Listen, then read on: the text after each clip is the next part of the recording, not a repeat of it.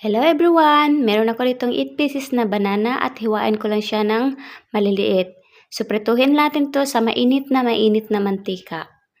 Ayan, dandahanin lang natin siya sa pagluto para hindi sila dumikit at maluluto lahat. So, kapag medyo brown na siya, kailangan na siyang tanggalin dyan sa mantika. Okay. So, kailangan lang natin i-drain ng maayos ang ating niluto na saging para matanggal yung mantika. Yan, so kapag drain na siya lahat guys, ilipat nyo siya sa ibang lagayan bago nyo isalang ulit sa mainit na mantika. Yan, dito naghalo ako ng asukal at tubig.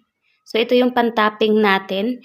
Ayan. So, pangalawang salang, binalik ko yung naluto na kanina na saging.